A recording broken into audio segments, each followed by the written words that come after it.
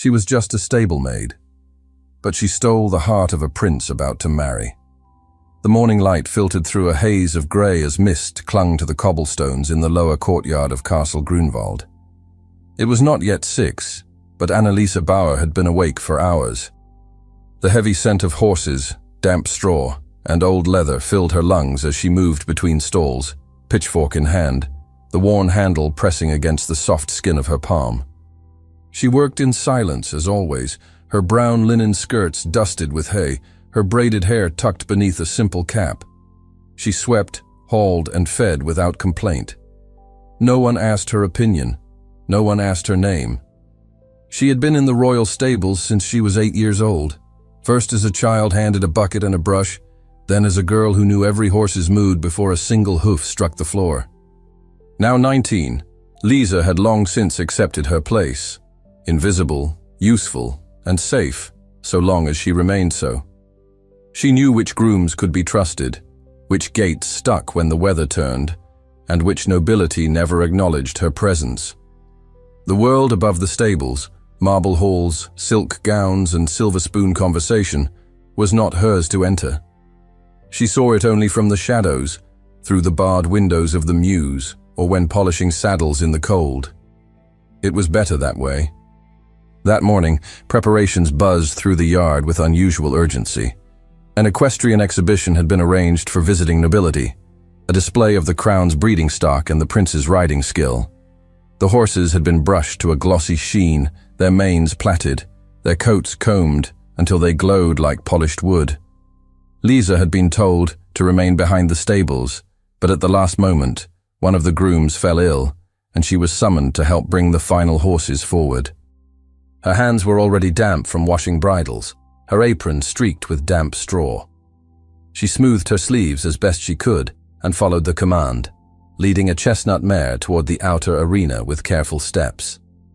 The world beyond the stable gates opened before her, broad viewing stands, gilded canopies, silken parasols fluttering like butterflies above the noblewomen gathered to watch. She kept her eyes down. The arena's pale sand stretched wide and flat, ringed by fresh garlands. Men in frock coats stood at intervals, holding ledgers or offering murmured remarks to one another. Prince August, mounted astride a stallion of near-black coloring, rode at a slow canter along the far edge. He was dressed in formal riding attire, dark blue coat, silver trim at the cuffs, white gloves grasping the reins with easy strength. Even from a distance he looked the part of nobility, elegant, untouchable, and burdened by command. Lisa paused just outside the ring, waiting for the mare to be collected by a groom. She knew better than to linger. But the prince's stallion slowed. His gaze swept the perimeter of the arena, and then paused.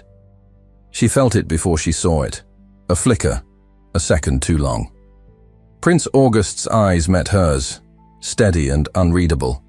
It was not a smile, not a frown, just a glance that landed and lingered. Perhaps it meant nothing. Perhaps it was simple curiosity, the passing interest of a man momentarily distracted by the sight of a girl holding a lead rope in muddy boots. But someone noticed. From the velvet canopy beside the prince's mother, Baroness Ilse von Brecht narrowed her eyes. Tall, sharply dressed and raven-haired, the Baroness had made a name for herself within the court through calculated whispers and alliances. She was known for finding opportunity in silence and wielding it. Her voice rang out, too loud to be casual. "What bold little stable thing dares to hold His Highness's attention so greedily? Surely she's been given no leave to look." The laughter that followed was delicate, false, the kind that cuts cleanest when delivered with a smile. The court turned, faces turned. Lisa stood frozen, the mare shifting beside her, confused by the sudden hush. No one corrected the Baroness. No one defended the girl in the dirt-stained apron. A steward stepped forward, expression carefully neutral. "You are dismissed from stable service, girl. Report to the palace gardens by sunrise tomorrow. New orders." Lisa said nothing. She bowed her head, handed off the mare's lead, and walked back through the sand, each step stiff with shame. She didn't look up again. The silence followed her. By the time the exhibition concluded, her name had been whispered through every corridor. Servants would not repeat the accusation, but they would remember it. Nobles wouldn't recall her name, but they would remember her face, and the fact that she had presumed to meet a prince's eyes. The afternoon passed with sickening slowness. She returned to the loft above the stables, where her few belongings were kept in a wooden chest: a second apron, a pair of worn stockings, a comb. Her body ached from the tension of the day, her jaw sore from keeping it clenched. There was no one to tell, no one who would listen. In the stables, she was already being avoided. A shadow suddenly carrying too much weight. The sky darkened early. Rain began to fall just after dusk, cold and unrelenting. She had not eaten, but the idea of food turned her stomach. Instead, she packed her chest slowly, folding garments with stiff fingers. The loft walls groaned as the wind picked up. Drops of rain slipped through the eaves, landing on the wooden floor beside her boots. Thunder rolled low in the distance, and then a sound.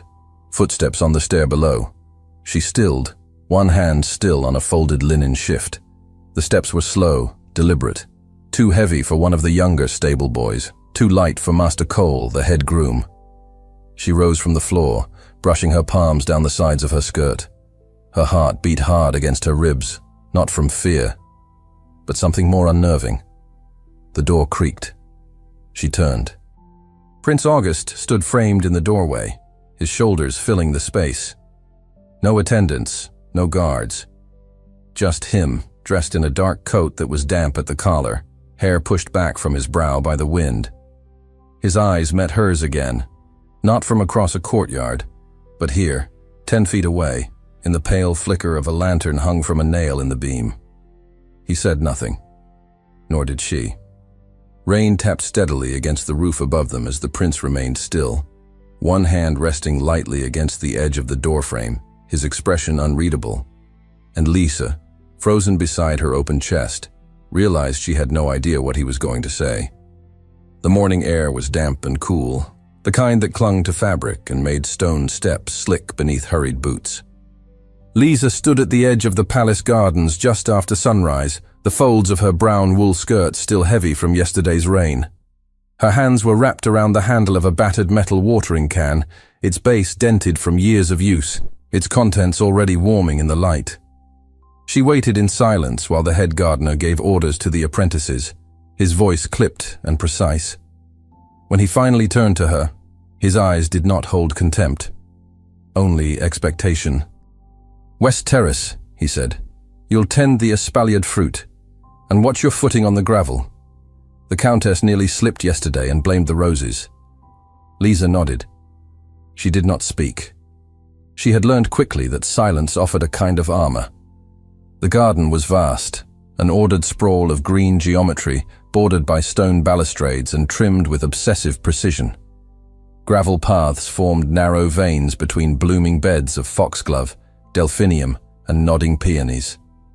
Farther back, the formal rows gave way to the herb terraces, the espaliered pear and apple trees trained against sun-warmed brick, and the great glass house that stood like a cathedral of light. She made her way along the path, careful not to meet the eyes of anyone who passed. A noblewoman in a saffron-colored pelisse walked nearby, trailing 2 perfumed pugs and murmuring gossip to another lady. Lisa kept her gaze fixed on the rose hedge, but she felt it, the pause, the glance over a fan, the faint tightening of voices when she passed.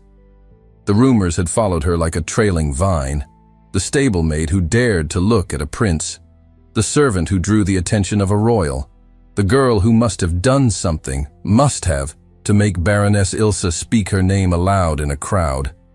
No one repeated the words to her face, but they didn't have to. The glances were enough, the way apprentices stopped speaking when she entered a tool shed, the way the stewardess handed her assignments with a hand too brisk, too clean, as if contact might stain her.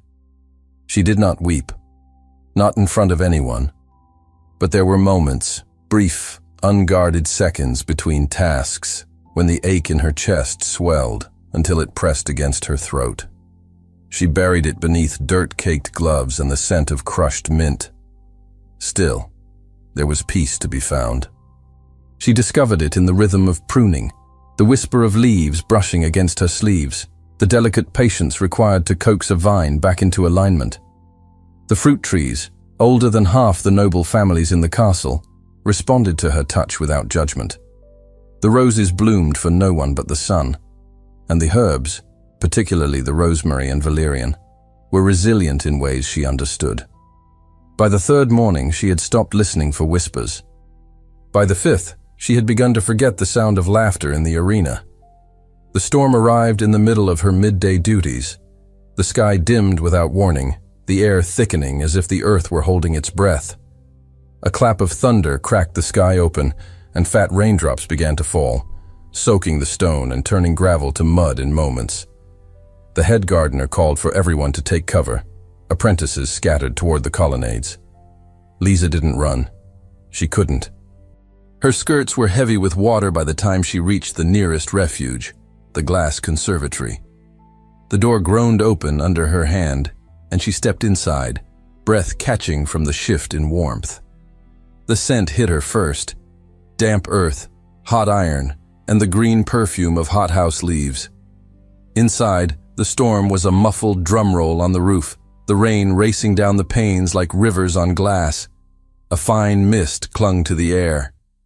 She wiped her hands on her apron and moved to the bench near the entrance. A small potted lavender had been left exposed on the ledge, its gray-green leaves quivering.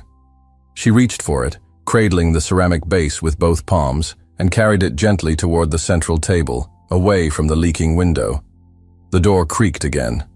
She turned, too quickly, and nearly dropped the pot. Prince August stepped inside, shaking rain from his shoulders. His coat was dark with moisture at the seams, his cravat slightly loosened, as though he had come from the stables or from some hurried errand. His hair, damp at the edges, clung to his temples. She froze, breath suspended. He saw her immediately. His gaze lowered to the plant in her hands, then lifted again to her face. He did not move forward, nor did he retreat. They stood in a small oasis of warmth and scent, surrounded by palms and fig leaves and the press of summer humidity. For a moment, the world was thunder and glass and nothing else. She dipped her head, the familiar gesture of deference automatic. "Your Highness," she said softly. Not as an invitation, simply a necessity. "You've been reassigned," he said, voice quiet. Not surprised, merely acknowledging the change. "Yes, sir." The silence stretched, filled only by the storm above and the creak of vines shifting in their frames. He stepped further in, carefully removing his gloves and placing them beside a watering can. "The gardens are not so different from the stables," he said. Lisa's hands tightened on the pot, her knuckles whitening. "No, Your Highness. But they're more exposed." She hesitated, then answered, "Yes, sir." His gaze lingered on her posture, on the way she angled her shoulders slightly away, the way her eyes stayed fixed on the lavender's roots. She was used to being seen without being noticed. This, whatever this was different. She should have left. Protocol required it, but the storm had thickened, the windows shivering with each new gust. Leaving now would be not just improper, but foolish. So she stood still, her presence unacknowledged by design, yet impossible to ignore. "You cared for my mare," he said suddenly. She blinked, her voice nearly catching. "Yes, Your Highness." She was always calm before the hunt. Most horses are not. She prefers a certain brush. She doesn't like her flank touched without warning. His lips curved faintly. Not a smile. Just the faintest shift of expression. "I thought it was my riding that calmed her." "You ride well," she said. Then, after a beat too long, "But she prefers the brush." Another pause. A shared silence that carried something unsaid. She dared a glance upward, just once, His eyes were gray-blue, the kind that could be distant or intimate depending on the slant of light. Just now, they looked neither. Only curious. Only still. She looked down again. "I should return to my duties," she said, voice low. "The rain hasn't stopped." "No, sir." Neither of them moved. Outside, thunder cracked again, closer this time. Inside, a fig leaf trembled.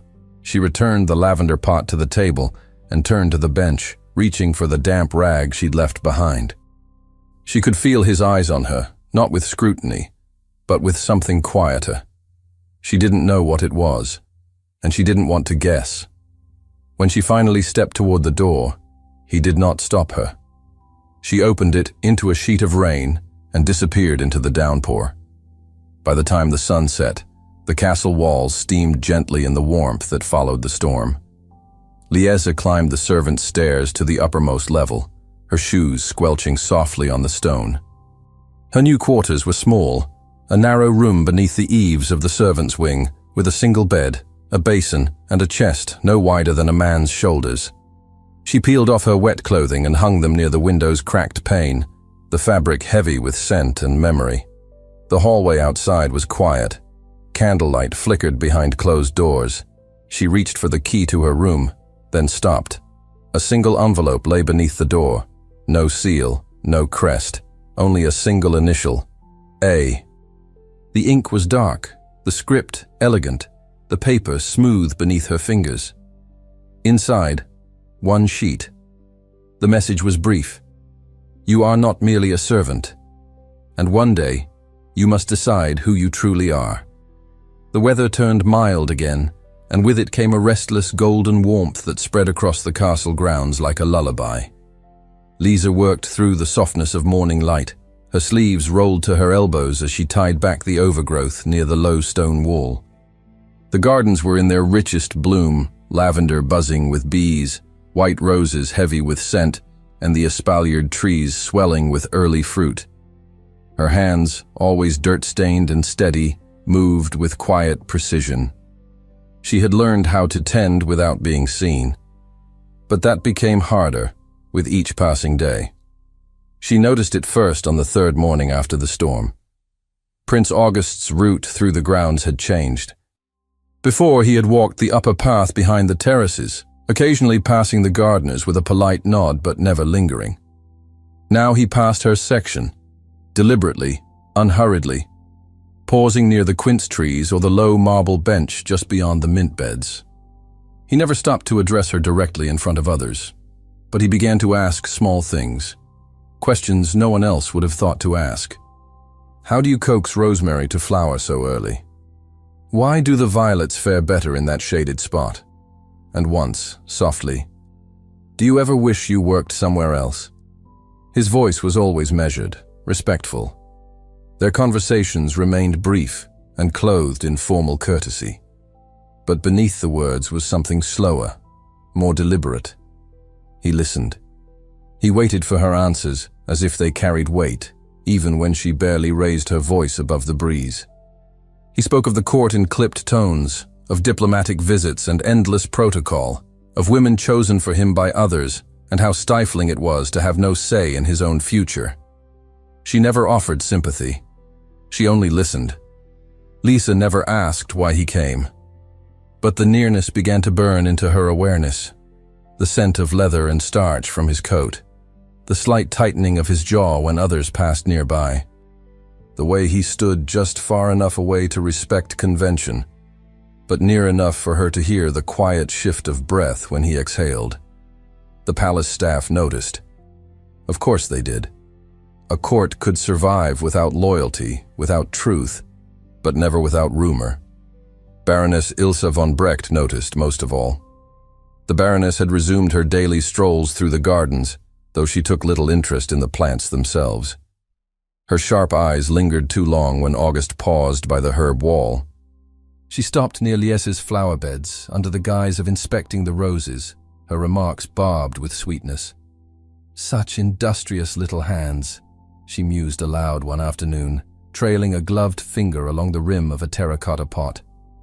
It must be difficult to find time for solitude, with so many distractions. Lisa murmured something inaudible and turned back to her task. Her hands shook slightly, but she didn't let it show. She thought of the first note every day, the slanted ink, the closing line. "You are not merely a servant." It returned to her again when the second letter appeared. She found it tucked inside her apron pocket at the end of her midday break, the envelope nearly identical to the first. No seal, no name, only the letter A. She unfolded it beneath the olive tree behind the greenhouse. The script was the same, tight and formal, written in a style no longer taught to those below nobility. "They remember where you came from. Not everyone has forgotten. Be cautious. The court is not as blind as it pretends to be." There was no signature. She folded the note with trembling fingers, slipping it into the pocket of her skirt. It had been years, so many years, since she'd allowed herself to recall the truth. She had been a child when the whispers began, a name that vanished, a family broken, a nobleman disgraced. Her protectors within the palace had made a careful arrangement. She would be kept close, raised without recognition, and given a life of labor rather than scandal. She had accepted it without resistance. A humble life was a safe one. Silence had been her armor, until now. Now the truth pressed against her chest like a blade. She could not speak it, not aloud, and certainly not to him. Yet August continued to appear, and their brief exchanges carried more weight with each day. One morning he asked her what she missed most about being a child. "Wild strawberries," she replied, barely above a whisper. "We used to find them near the riverbank before the frost." His smile was quick, a flicker. "And did you always speak so softly then?" "I didn't speak at all." Something passed between them then, unsaid but felt. And though they never touched, never lingered long enough to draw open rebuke, the space between them narrowed in ways no one could name. It was a late afternoon when the silence broke. The sun had turned the garden paths gold. Liesa was kneeling by the rose beds, her apron streaked with green from fresh cuttings. She looked up when she heard her name, sharply, formally, from across the terrace. The head steward stood stiffly at the edge of the path. His expression was unreadable. "Come with me," he said. "Now." She wiped her hands on her apron and rose slowly, heart knocking against her ribs. Inside the palace, the air shifted. Cooler. More rigid. Her shoes echoed on the polished floor as she followed him to a long chamber adjacent to the great hall. The ceiling arched with carved wood. Members of the Dowager's court lined the room in quiet formation, fans fluttering, expressions carefully measured. At the center of the room stood the Dowager's steward, a man known for his precision. A jeweled comb was held in his gloved hands, a delicate piece of ivory and lapis, unmistakably noble. A quiet hush settled over the room. "This was taken from the dressing room of Countess von Ludenberg," the steward said without preamble. "An anonymous tip named you." Lisa's body chilled, her limbs still as stone. "I haven't." Her voice faltered, rough with disbelief. "I've never been in her chamber." "There is no record of you being assigned there," he replied. "And yet your name was offered." The court watched in silence. The Dowager's voice cut across the room like glass. "Servants who forget their place are often tempted by what isn't theirs." Lisa didn't answer. The accusation hovered, unsupported yet undeniably convenient. She had no advocate, no defense, only the quiet pounding of her heart and the certainty that she was being removed. Expulsion was inevitable. The steward turned to a member of the council. "If there are no objections, I object." The voice rang clear. Heads turned. Prince August stood at the far end of the chamber, his coat still dusted with garden pollen, gloves in one hand. He stepped forward with deliberate calm, his expression unflinching. "This accusation is unfounded," he said, addressing the room. "The servant in question is not a thief." Gasps fluttered through the onlookers. The dowager's lips thinned. August continued. She has not entered the noble wing in days. Her time is accounted for. I request a formal inquiry before any action is taken. The silence grew heavy. Baroness Ilse, standing near the tapestry, spoke in a voice of polite dismay. Your Highness, surely you understand the damage such claims can bring to order. I understand perfectly, he replied without looking at her. Which is why I will not see justice determined by whispers. He turned his gaze to Lisa then. She stood very still, her breath shallow. Speak, he said, his voice lower now. Tell them. The room held its breath.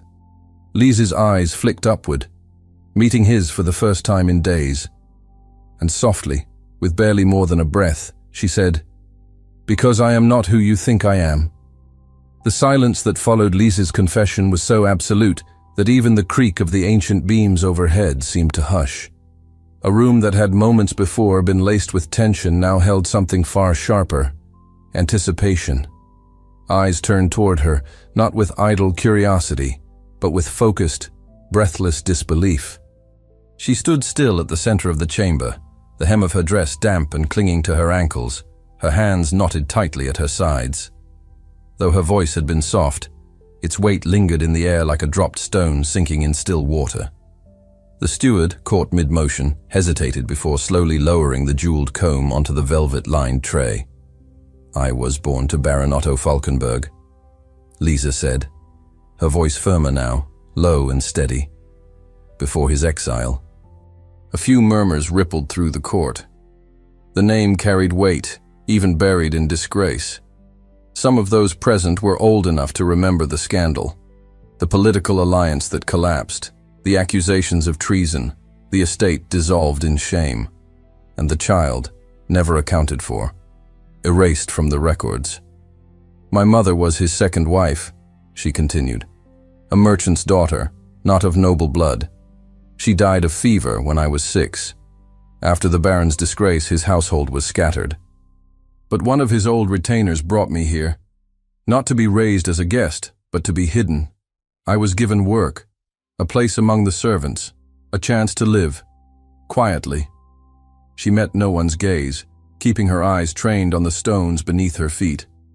Her breath came faster now, though her voice remained clear. I never intended to challenge the order of things. I was told that if I kept to myself, if I worked hard, I could stay. I never sought favor. I never expected notice. And until recently, I was content with that. More whispers, sharper now. A few among the court looked uncomfortable, their mouths set in lines of disdain or uncertainty. One elderly gentleman murmured a prayer beneath his breath, but others, the younger ones especially, watched Lisa with an expression that hovered somewhere between sympathy and awe. The dowager princess, seated at the center of the long bench, lifted her fan and snapped it closed with a sound like a whip crack. So we are meant to pity you, she said coldly. A child born of shame and raised in secrecy. You bring scandal with every breath, and yet you ask us to consider your honesty now? I ask nothing, Lisa replied, her voice trembling now, though she fought to hold her composure. Only that you know the truth before casting judgment. August stepped forward. He had not spoken since her first words, but now his presence filled the space between them like a wall, calm, unmoving, impossible to ignore. I have known this servant, he said, his voice projecting easily through the room. I have seen her work without recognition day after day for years.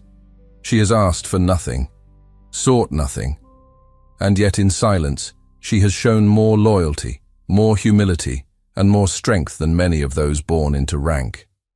The dowager opened her mouth to speak, but August held up a hand, slowly, deliberately. For a heartbeat, even she obeyed the pause. I will not marry the Princess of Saxony, he continued. I make this known now, before the court and before the council. My loyalty belongs to Altburg, but my choice is mine. A stir went through the room, shock, confusion, the start of an objection. August pressed forward. "If you insist on nobility of blood," he said, gesturing slightly toward Lisa, "then here it stands, quiet and unacknowledged.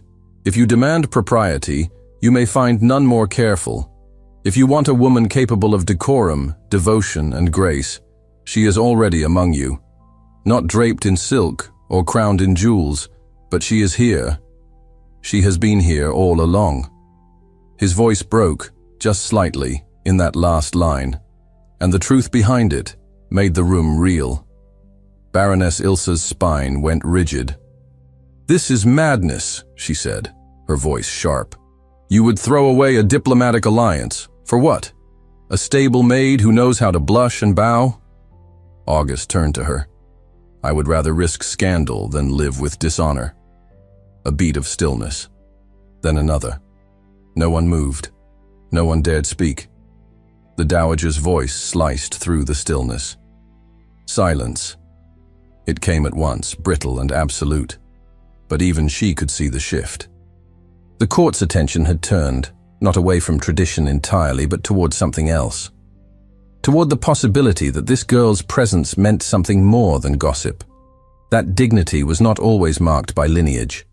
That perhaps restraint, humility, and honesty carried a nobility all their own. The steward cleared his throat. "Shall we dismiss the matter of the theft, then?" August did not look away from Lisa. "You will." Outside the chamber, the hall smelled of beeswax and stone.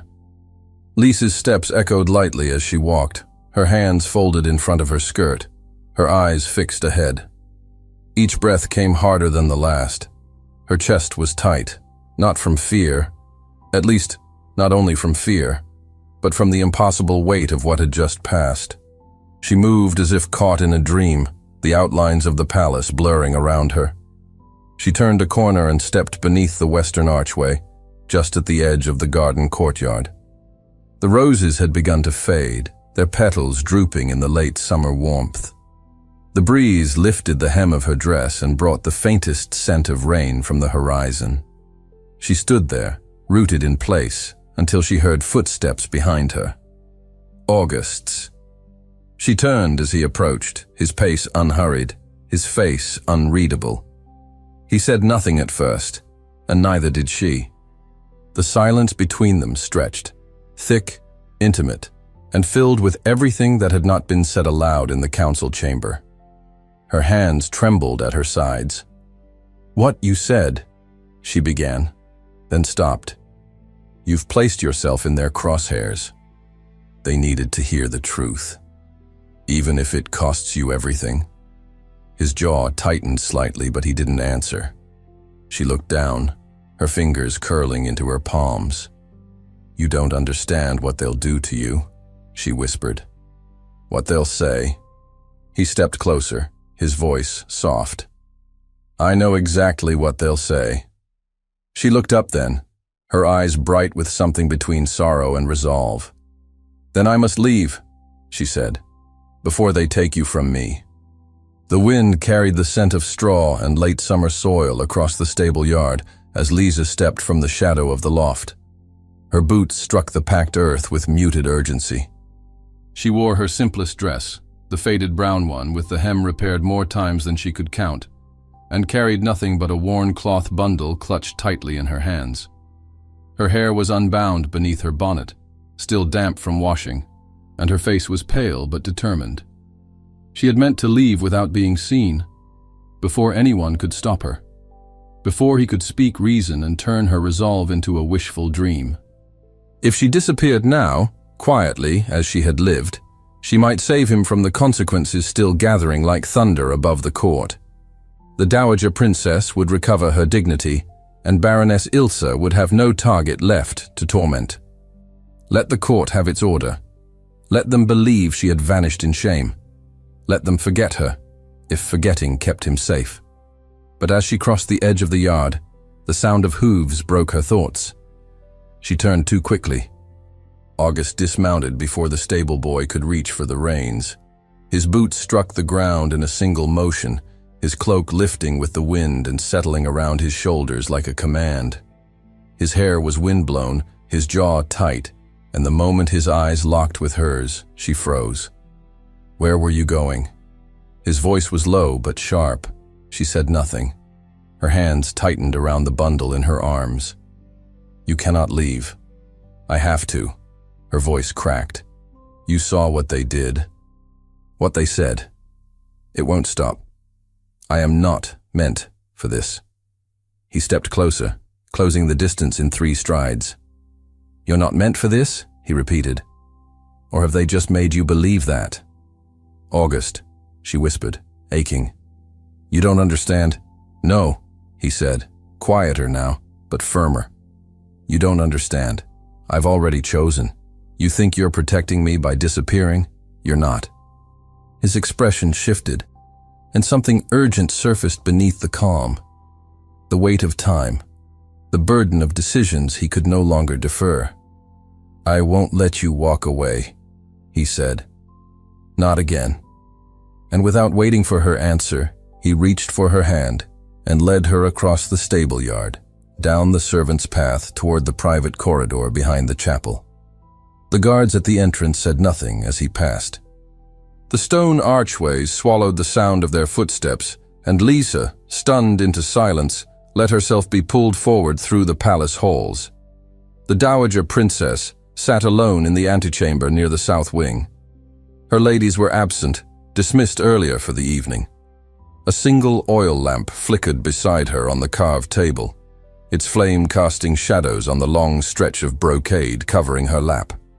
She looked up slowly when they entered, her eyes sharp, her hands motionless. "I presume there is a reason for this interruption," she said. August bowed his head once. His grip on Lisa's hand did not loosen. "There is," he said. "A constitutional one." The dowager's brows lifted. "Is that so?" "I invoke the Royal Charter, Section 12, Line 4, he said. "It grants the heir the right to select a consort of noble descent, regardless of legitimacy, if the decision is approved by private counsel and deemed to be in the interest of the crown." The silence in the room thickened. The dowager's voice was a blade wrapped in silk. "That clause has not been cited in 3 generations. It exists to preserve bloodlines in times of war, not scandal." "Altburg's lineage is intact," August replied, "but its integrity is not. I will not marry a foreign princess I do not love, nor one who has no interest in this land or its people. You told me once that duty and affection rarely travel together. Perhaps it's time to prove they can." Lisa stood unmoving beside him, her pulse loud in her ears. The dowager's eyes turned to her then, calculated, assessing. No emotion flickered across the older woman's face, but the shift was visible. Not surprise, recognition. "I suppose I should not be astonished," the dowager murmured. "I knew your mother. She wore the same expression when cornered." The comment struck deeper than Lisa expected. Her hands curled into fists at her sides. A long pause followed. Then the dowager gave a slow nod, controlled and precise. "Very well," she said. "If you intend to use the charter, the council must be called." And so it was. Within hours, the private council gathered. 5 senior advisors, bound by discretion and years of precedence. Liesa was not allowed inside. She waited in a small chamber off the antechamber, her hands clasped tightly on her lap, unable to sit, unable to pace. A single window overlooked the courtyard where the roses grew. The sky outside was pale, uncertain, and fading into a lavender dusk. She didn't know how long the council deliberated. The voices on the other side of the wall rose and fell, muffled but stern. Her name was spoken more times than she could count. She had never expected it to matter again. When the door opened, it was August who stepped through. His expression didn't give anything away until he reached her, took her hands in his and said, "It's done." The council's approval, though not unanimous, was final. The argument that sealed it was simple. The girl in question bore noble blood, however unofficially acknowledged. She had carried herself with restraint and dignity despite provocation. There was no scandal that could be substantiated, And the prince had not wavered once in his declaration. That, above all, had moved the deciding vote. The dowager offered no public praise, but she did not object again. Her silence became the permission the court required to shift its tone. The whispers turned. Where once there had been outrage, now there was intrigue. Where there had been judgment, now there was admiration in disguise. Baroness Ilsa, whose schemes had unraveled in full view of the nobility, was quietly sent to oversee an estate in the southern provinces, for her health. Her absence was noted but not mourned. No one challenged the decision. The court adjusted. It always did. Weeks passed. Autumn melted into early winter, and the frost that crept along the windows brought with it a hush that softened everything. Lisa walked the gardens now not in servants' shoes, but in soft leather ones that carried her easily down familiar paths. Her dress, while modest, was trimmed in velvet. The apron was gone. The gloves on her hands were stitched with tiny pearls, gifts from ladies who once would not speak her name. She did not pretend to belong. But she did not shrink from the role that had found her either. The wedding was held quietly in the palace chapel. Only those the prince trusted were invited. No foreign dignitaries, no extended relations summoned out of obligation. Just those who had stood beside them without ambition. The vows were spoken in the local tongue. The ceremony lasted no more than 20 minutes. When they exited the chapel, snow had begun to fall, soft and slow. Later that day, August led her into the rebuilt glass house, the one that had collapsed under the weight of last summer's storm. The doors opened onto a room filled with winter roses, white and blush pink, bred to bloom even in cold. Their scent mingled with warm air and the faintest trace of wood smoke from the small cast-iron stove in the corner.